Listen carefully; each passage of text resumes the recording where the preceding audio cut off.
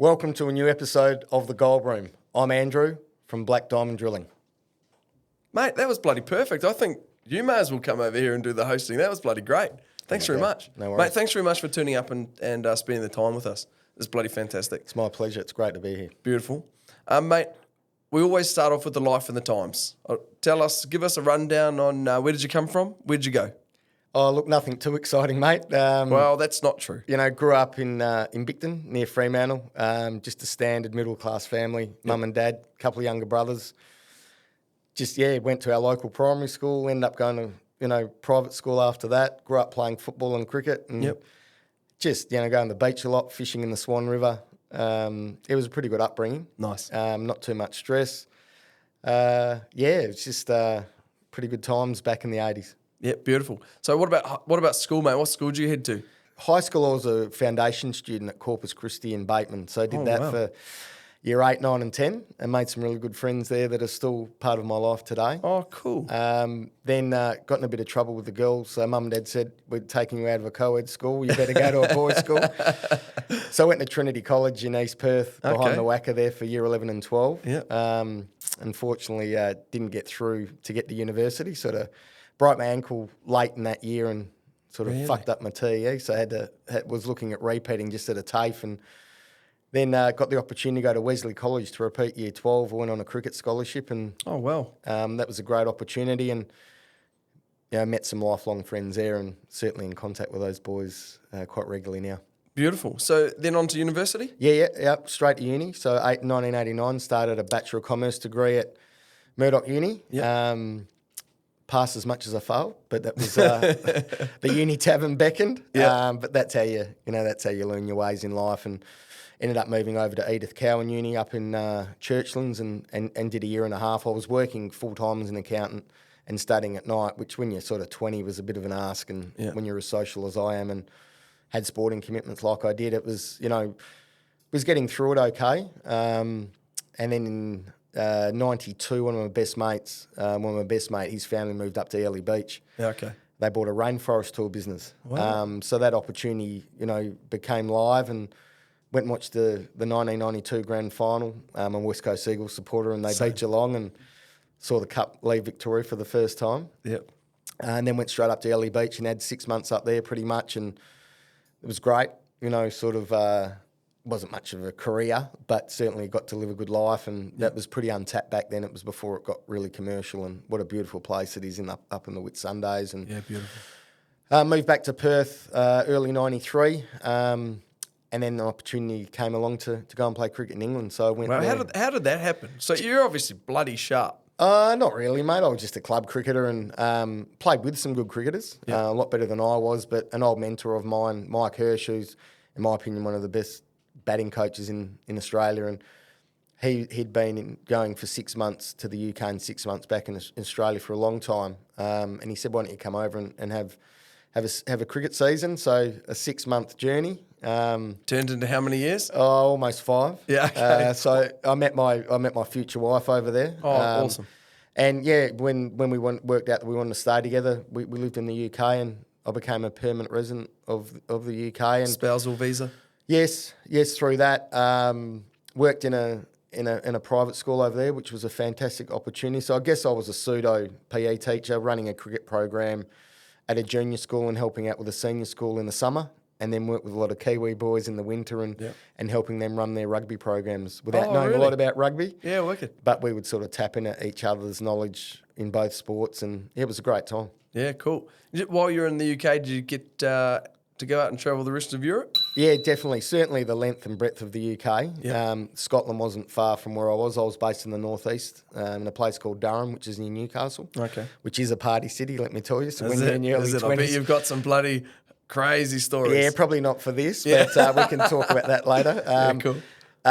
My ex-wife's family had a farm. They were in the Midlands in Stratford-upon-Avon, which is Shakespeare country. Oh, really? But they bought a farm in Wales. So went down to Wales and had a good look at there. And then certainly if you go to Ireland, I think that's one of the best places you can go to. They're very jovial and certainly awesome. the Guinness flows strongly. Yeah. What a place. So, and then obviously I've got a Greek background. So I'm a grandmother in Athens. She took me to her island for a week, a place called Naxos.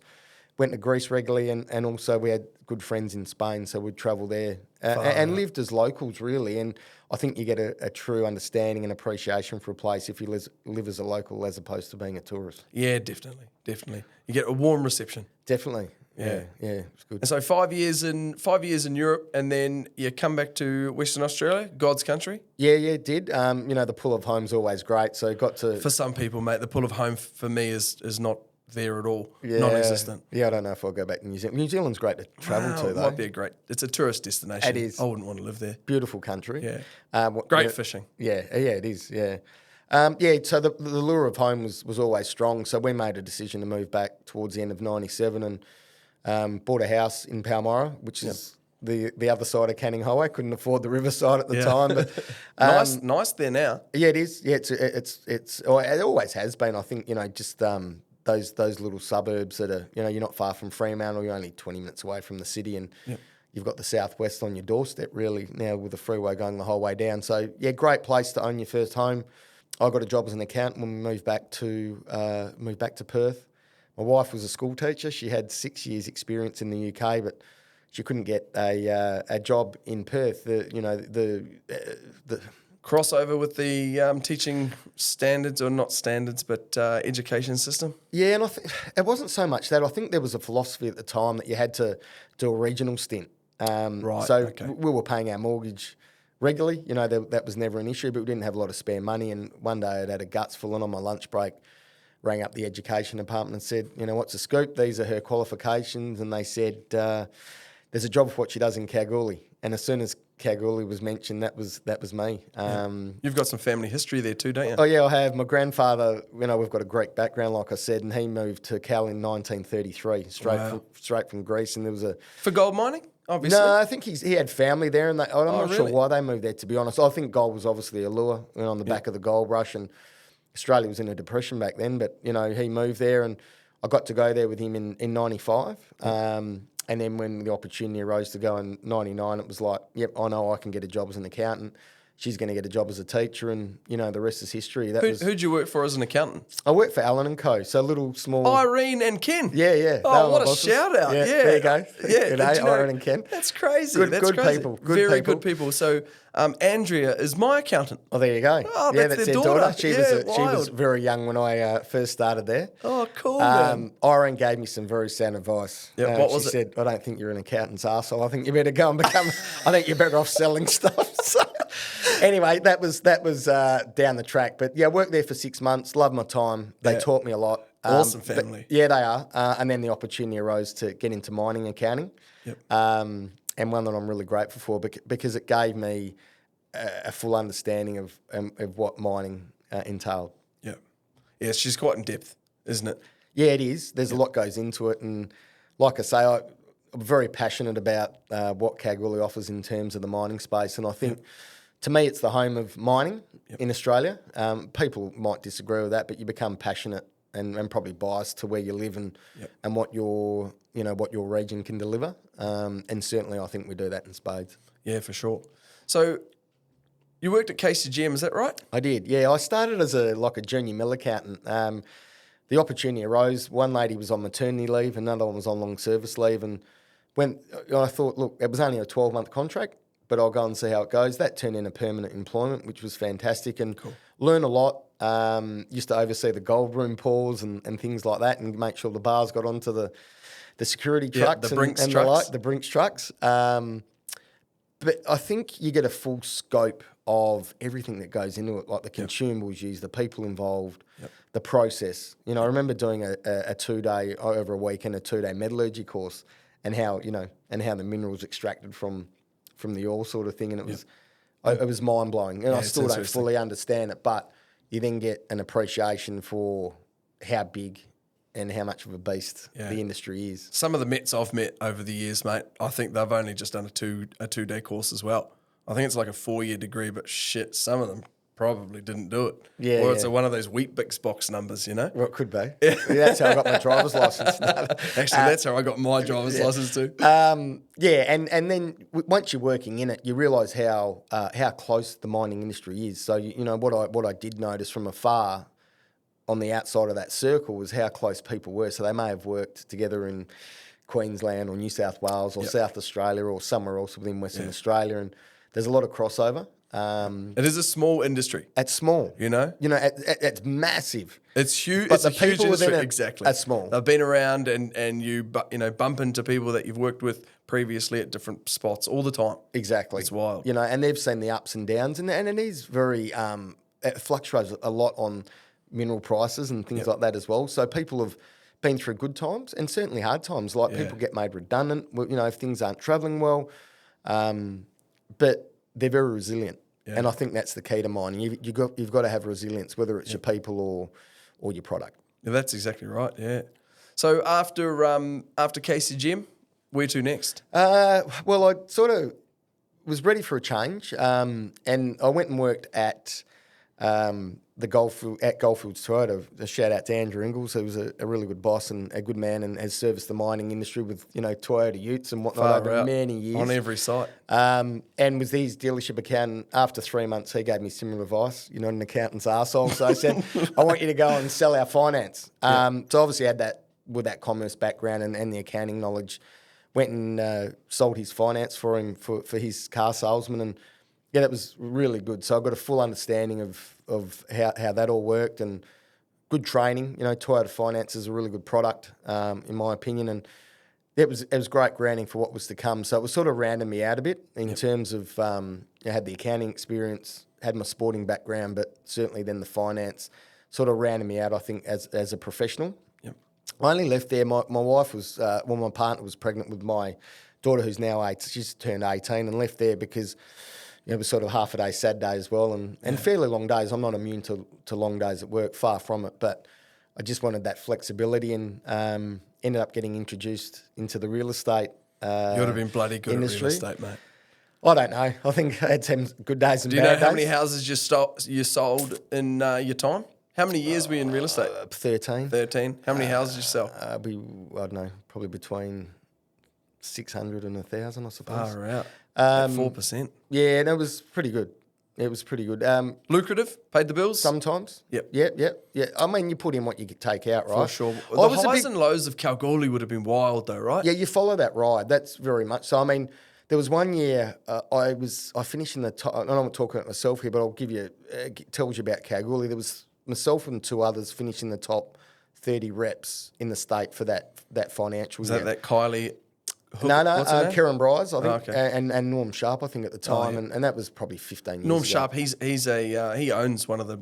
He's a partner in First National up there, That's and it. Karen's had a very, very successful career. She's probably been the doyen of real estate agents over many years in Cal, and got a successful business in Cal Metro up there. But the town was going bonkers like it is at the moment. So there was no, real estate's very basic. It's basic supply and demand. So if there's a demand for rental properties and there's not enough supply, it pushes the price up. As soon as the price goes up. It's astronomical right now. It's wild. It's not crazy. like the Pilbara, but it's astronomical for what you'd be getting paid for a lot of houses, in my opinion. Yep. But I will put a disclaimer in there. Landlords have always got their nuts on the line. So they've got to cop it when there's high vacancy rates. So they cash in. So it all works itself out. Yeah. Landlord's got to cop it when there's holes punched in the doors, holes punched in the walls. Yep. You see that? Yep. I've had that. People do runners on properties and things like that. But, when there's a tight rental market, it stimulates the selling market. So, you are a bit, you sort of fall into that line. So when houses are selling, they sell. So sometimes you're putting a sign up and it's got a sticker up within 3 or 4 days, and the average days on markets might be 20 or 30 a month. And then other times it might be in excess of 90 days, 3, 4, 5 months to sell. What are they doing in that after 90 days? Are they pulling the signs down, or are they dropping the price? Well, I think in that regard, they are dropping the price because they haven't probably listened to your initial price where it should be. And when money's involved, my experience is most people are greedy. So they want more than they can get for things. So some of them get lucky, but I think if you overprice, then you end up getting lower than the price you should have got because, the perception is that there's something wrong with that property. Yeah, I guess trust the people that are in the know. Yeah, you do. Like if you're selling houses day in, day out, it's what you do. Yeah. That's your thing. But that gets back to communication. We'll talk about that a bit later. But I think, you know, if the real estate agents, you know, got those open lines of communication with their vendor, and they have trust and confidence, people are more inclined to listen if they've done that and they've established that foundation in that budding relationship. What are some of your highlights for your 20-odd years in Kalgoorlie, mate? You must have some bloody rippers. Oh, there's been a lot. Like, Eddie's home now. Like I said, I've been Do you there. think you'd ever leave, move back to Perth? I don't think so. Really? I think that's retire where I'm at. at Amman and living? Well, no, I don't know if I'll retire up there. But look, the working life's, you know, I'm very comfortable doing what I'm doing. I mean, I've been fully immersed in sport up there, and certainly cricket's my little baby. And you know Josh Rushmore? I do. He's a bloody ripper bloke. Warren August. Warren August. Yeah. They're good mates of mine. Are they? Yeah, I've known them in the cricket circles for a long time. So they're both bloody. Well, the stories I've been told from both of them is they're the best in Kalgoorlie. Are is they? that right? What, cricketers? Yeah. Josh has had a very good career. He would have won 4 or 5 Cricket of the Years up there. Yeah, nice. Yeah, and Warren's been a good player over many years. He walked away from the game for a while, and now he's coaching one of the clubs up there. Yeah. But I think for me, I think the best way to meet people if you are living in a rural or regional or country town is that you get involved in sport or the arts or whatever it may be. You find a hobby, and that's how you get to meet, many friends. And I didn't know anyone when I rocked up to Kalgoorlie with my now ex-wife, but she was working with a teacher and he was a part of a cricket club, and, you know, you meet 25 blokes, you're having a beer on a Thursday night, you're going out to the pub on a Sunday, and, there's no better way than getting involved in that regard. You know, for me, it's been a natural progression. I was a player, then a captain coach, then a non-playing coach, then a committee man, and, you know, I've currently been president of our club for 13 years. Oh, wow. Awesome. I've also chaired our association, was involved with that for 7 years, and I'm a life member of both. So,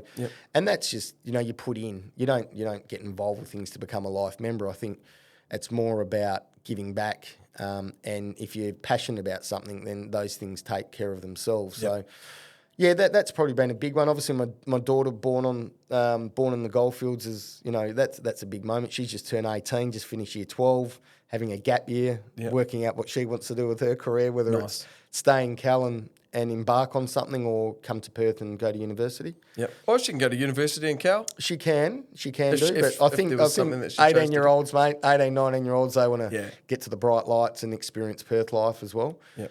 My young fella was born in my ex-wife, and I had a child born in Kalgoorlie, Little Laken. He's 10 years old. Yeah, fantastic. Yep. Kalgoorlie Hospital, mate. What a place. Yeah, and the maternity ward there is exceptional. Yep. My sister-in-law was a midwife there. She's now down here at King Edward. But yeah, certainly, great maternity ward, and, you know, all you want your kids to be fit and healthy, mate. Fit and healthy, that's right. Yeah. So from actually, while you were going to the year that you took off drinking, mate, what happened there? Was it a bet? What was it? Yeah, it was a bet. I had 2017 off the booze, which is pretty unusual for someone in the goldfields. Yeah, definitely. Had a few little minor health issues in mid to late 16. What were they? Blood pressure was pretty high. Cholesterol was up. Was sort of going through a few hard times mentally. My dad passed away out of the blue in 2014. Sorry, mate. So there was a few things, you know, going on, and I guess the comfort I had was probably getting on the piss, to be honest, and getting home and having 4 stubbies in the blink of an eye. This is weekdays. Washing dinner down with a bottle of red, because I can't just have one glass out of a bottle. No one can. You know, you got to finish. Not many people can. I think so. What are you leaving that for? It's not going in the spaghetti bolognese. Open a new bottle for the spag. And then, and then a couple of whiskies or something to wash it all down. And that was a standard night, so it was, which is not great. The 6th of December 2016, I ran into a mate and said, look, I'm thinking of having January off the booze. And he said, you couldn't give up for a week, let alone a month, you know. So I said, I'll tell you what, I'll give up for a year.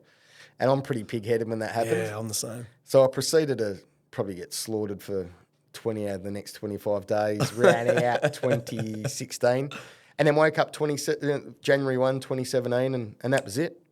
Yeah. The switch was flicked and had 12 months off. Wow. So you had some support, didn't you? Yeah, I did. Enlisted, 12 really close mates to have a buddy system, and they embarked on the journey for a month with me, and Yeah, and it was great to have someone to They had a lean on. month each. They had a month each. And, we would touch base 2 or 3 times a week just to see how they were going and checking in on how I was going, and found that really important. Yep. And one thing I do want to stress is if you are feeling down, a mate's only a phone call away. I'm an over-communicator with my mates, and blokes aren't. So am I, typically, blokes aren't great talkers, so they bottle a lot of shit up inside of them. I actually just heard the other day, this is a Debbie Downer on this show, but a couple of weeks ago, maybe a month ago, a friend called me up, or actually a friend sent me a message saying this guy that I went to school with, that I knew really well, committed suicide, and his 2 children found him in the garage. He topped himself. It's so sad. Yeah. So no one needs that. No. That shouldn't be happening. No kids should ever have to find that, or that shouldn't happen to his friends and family. No, it's not. Just to have a chat. Like jump on the phone and just say, he could have stopped that by just saying, "I'm fucked up right now. I need some help." Yeah. That's what I needed to say, right? Yeah, that's right. Look, I sought some help myself in 2015, but I didn't feel like it was there. And these are organisations that, What, you were just palmed off, or? I thought so. Yeah. Yeah, I thought so. And Did you get on take any pills? You go to the doctors and get I some did at the time. antidepressants? Yeah, How'd you go with them? Yeah, not too bad. Yeah. They helped me. They leveled me out a bit. But when I did embark on the year off, it wasn't because of that. But what I found that going off everything, and I resorted to 3 drinks throughout that year. So I drank normal filtered water, soda water, and green tea, and gave up the coffee. But for me, it was just it was a real cleanse. It was a detox. Used to exercise. No coffee for a year. No coffee for a year. Would do a 5K walk in the morning, jump on the exercise bike for an hour. That was all. How many keys you lose? Quite a few. What was your weight before? Do you know? I don't, but I jump on the scales every now and then. But I think it's how your clothes feel, right? And so I was doing an hour or so. For me, it's when I put my seatbelt on, and if my gut cuts into the seatbelt, I'm just like, come on. And the roll hangs over. Yeah, familiar. But yeah, it was like you're getting an hour and a half exercise under your belt before work started, and I just felt the clarity of mind was pretty good. Yeah. And just that buddy system in being able to talk to people clearly and trying to help people along was really rewarding, to be honest. Yeah, for sure. Mate, what about from after the professionals? Mm-hmm. Where did you go? Yeah, so had a long career there, and then went 13 years is a long time. Yeah, it was. That's a good innings. Yeah, did you get a gold watch or something? Oh, no, not really. Might have got a tap on the back and said, catch you later. Yeah, see you, mate. No, went over to work for WorkPack, National Recruitment Agency, and reopened their branch for them in Kalgoorlie. So they were very successful for a long period of time. And so from real estate into recruitment? Into recruitment. So I ran the branch, had a couple of recruiters, admin staff, a couple of BDMs running around, and it was great. Not too dissimilar to real estate, really. Like, you've got a client that's got a need. Yep. They need people, and then you're going to find the candidate. So no different to getting a vendor and then finding a buyer. So was it a struggle street finding good, not clients? Was it candidates? Was it a struggle street finding good candidates? Yeah, it probably is. Probably more so now than it was back then. So we're talking back 2018. So I think the quality of the candidate was probably slightly better back then. COVID changed a lot of that, and that's it was hard to see people face to face, so you couldn't interview them. A lot of it was done on Teams or Zoom or something like that. So that was how the recruiters were interviewing their candidates. Yep. But yeah, a great business all the same, and certainly learnt about another industry, but was able to provide my commercial acumen to the experience I'd gained previously into that role. Yeah, okay. And then from how long were you in that? So that was about 2.5 years. Yeah, okay. And then got a tap on the shoulder by a mate of mine, Gus Lacey, who's the MD of Raglan Drilling, to go and be their GM. So I went and did that for 12 months, which was great because you got to learn a bit about the drilling space. Yep. And then moved on to Aston Advantage, who as their commercial manager. So I was based in Cal, so that was very similar to the WorkPack experience. Different setups in terms of their business models and structures, but again, great. And did that for 2.5 years, and finally, had enough of dealing with the candidates. And that was, I loved who I was working for with, Richard and Chantel, who own that business, but, and a great little business that is. Well, it's a big business. It's, located in 3 cities around the place. But certainly, now doing what I'm doing and love it. Awesome, mate. Let's go into Black Diamond.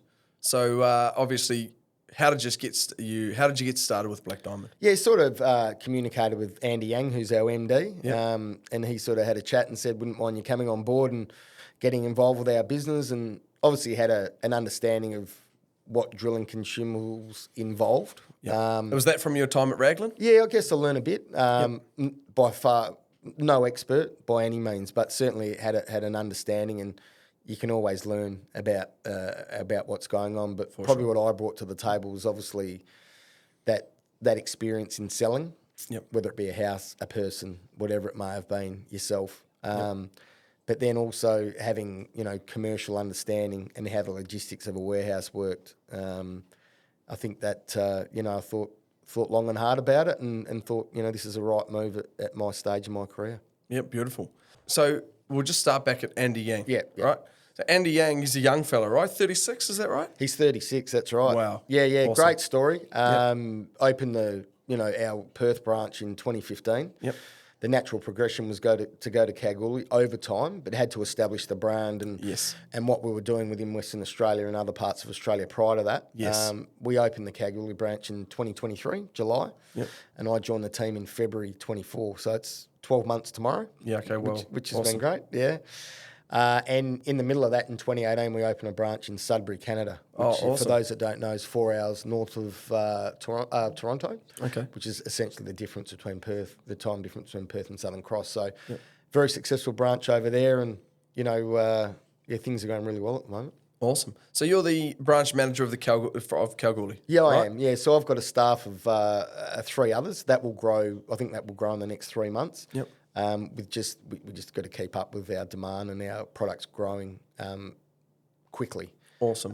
The business, the turnover's probably gone up 10 times in the last 6 months. Fantastic. Turning over. That's good. Got a lot of new clients on board, and it's been a really good role, one that I enjoy going to work every day. Yeah, that makes all the difference. Yeah, it doesn't seem like work. It's to me, it's just about doing your job and making sure that you're keeping your clients satisfied. Really important to do that. Yeah, for sure. What do you think sets aside Black Diamond from its competitors?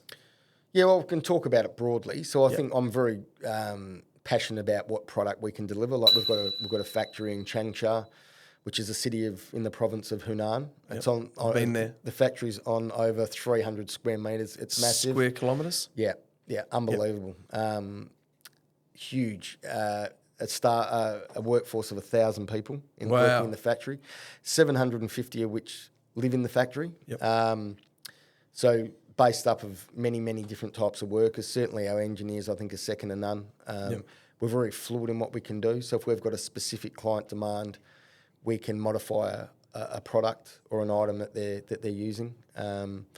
Perfect example was we got a call from a client in December. They've got a different type of product or a different type of scope of work that they had to drill for. We didn't have that item in stock, but after discussion and drawings and whatnot with our team back in the factory. What was the turnaround time for that? It was 5 weeks. Wow. And 5 weeks to... From the moment that the design and the product was agreed upon, which that only took 3 days. Yep. We then got to manufacture it, and it arrived in my Kalgoorlie yard 5 weeks later. Flew in? Flew in. Yeah, awesome. So we've got a couple of types of freight. You can air or sea. Obviously, sea's cheaper. Yep. Anything over 2 metres has to come on a boat. Yep. And we sell a lot of drill rods. Yeah. So we've got to be very well planned in our forecasting. And I think that's a key to what we do. That collaboration with our clients is key. Yep, definitely. Having that communication, understanding any changes in what their scope of works is going to be. If there's more pressure on them to drill more metres or be more productive, we've got to be in front of the game because you've got to think about the freight. Yep. Yeah, definitely. Delivering things in a timely manner is important. Yep. You can't You can't do things, or you can't say you're going to do things if you can't deliver on them. That's exactly I fucking hate that. Yep, people that's exactly that do right. that. It shits me. So you've got to really ensure that, you're very open and honest. If there's a snag in what you've said, that you've got to own it. It's a very simple phone call, followed up by an email. This is exactly what's happened. Yeah. This is what we're doing to rectify the issue. Yeah, exactly. Yeah. Communication. 100%. And I think you asked about what sets us apart. I like to think we're not salespeople. We don't need to sell our product. Yep. Nothing. If you've got a great product. If you've got a good product, you've got a good product. But it's about you exist because you're a client, and you want to keep them productive. Yep. You want to keep them drilling.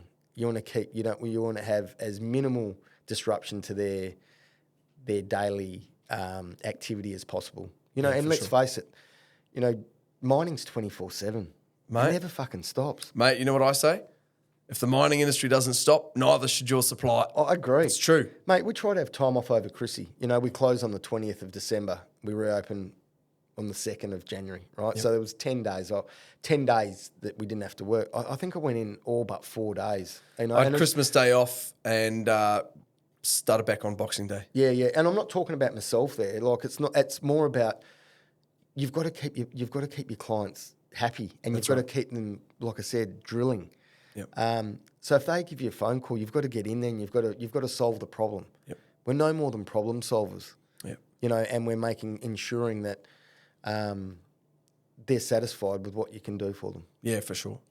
Mate, keeping your clients satisfied, you guys have 40-foot sea containers filled with stock that you're throwing out there on consignment. That's right. Are other drilling suppliers doing that? Oh, they probably are. I mean, where I go, I don't see their containers. I'm sure they are. I mean, it's not. I don't know. I'm just asking the question. Yeah, look, I've got no idea myself, but I just thought, wow, that's fantastic that if you're doing that, because there'd be nothing worse than being out on site, trying to drill some meters, and then you've snapped the rod or you don't have the right bits, and then what do? You've got to wait. You've got to send someone into town. How long is that? Is that a 4-hour drive? Is it a 6-hour drive?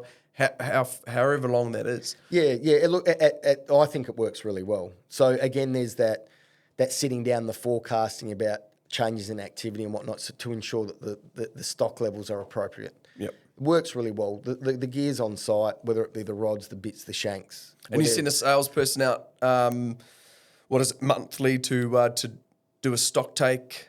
How does that work? Yeah, in my circumstance, we'll have an opening stock. We know if we've got top-up deliveries throughout the month. And then, we'll go and do a stock take, normally the last working day of the month. And then from then we can work out how much is being consumed and invoice accordingly. And like for me at the moment, I'm trying to get a big understanding. I'm putting together a corporate governance document, which I can go and talk to boards of management or the management of a drilling company and let them know how the products are going, getting their feedback direct. That's what my product guys do. They'll talk to the operators and getting it straight from the horse's mouth, so to speak. So the guys at the coalface, they're the ones that you learn off. Yep. What works well with a certain product, what doesn't. And that, like I said before, we're very fluid in how we can redesign or making sure that the product we're supplying is to the client's satisfaction and it's keeping them as productive as they can be. Yep. So, I think that's the consignment stock agreement is really, really key, I think. Awesome. So you'd obviously have a large stock holding here in Wangara and then obviously Kalgoorlie. If you need anything, overnight delivery, obviously. Freight companies are overnight to the goldfields. What about if you're shipping up north? Yeah. So the guys in Perth typically look after the Pilbara. They'll again arrange freight accordingly when their client needs it. They'd be, I guess, proactive in what they do as well. Yep. Certainly for us, like I said, it's normally about a 5-week turnaround to leave the factory in China to get to me in Kalgoorlie, for instance. It will arrive to Fremantle. That's a quick bloody turnaround, man. Yeah, it is. By sea, it'll arrive in Freo, get through customs, get to Wangara, and then it gets shipped to Cal overnight. If we don't stock it in our warehouse, and we've got substantial stock there, there's more stock in the Wangara warehouse, obviously, and we can get that up overnight and get it to our client, ASAP. Yep. Has there been a time, and I'm sure there's been quite a number, but what about the number one that you can think of when you've gone above and beyond for a client, even just a recent one? I like to think we do it all the time, Josh, to be honest. I think your minimum service has got to be a high standard. Yep. we try and do that all the time. Look, no one's perfect. You always have your aberrations and where you go, shit, I haven't done that very well. No, but I think our biggest thing, I don't like to pinpoint one thing, but as long as you're a good listener and a communicator and you're understanding those needs, I think to me that resonates really well. Look, a quick example, and it's no biggie, at the pub a couple of Fridays ago, get a call from a client, chip, we need some stuff first thing Saturday morning. So get in there at 5:30, get the paperwork ready, get the stock ready. Ute comes in at 6. They're driving back out to site, an hour and a half drive away. They're there at 7:30, and it doesn't disrupt their day. So, but to me, that's just a basic client service. So, like I say, it's the whole piece of collaborating, and that's in any business. The collaboration between client and supplier is key, and if you can provide that, and don't bullshit, and try and be the best business that you can be as a supplier, I think that speaks volumes. Definitely, 100%. Mate, is there any parting words that you have for any prospective clients that you're not currently dealing with? Oh, look, we'd love to have a chat to them. Certainly offer them a trial, and they can use our gear. We think it stacks up as good as any. Is it free trial? Some of it might be. Yeah, within reason. Yeah. We have had people take the piss before, but you learn from that. But certainly, we'd like to give them, we'd like them just to use our product, and we think it speaks for itself. Been really fortunate that we've enlisted, some exclusive arrangements over the last 6-7 months.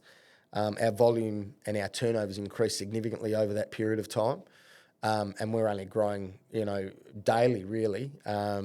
So we're busily putting factory orders in, and we've always got a constant flow of stock coming in.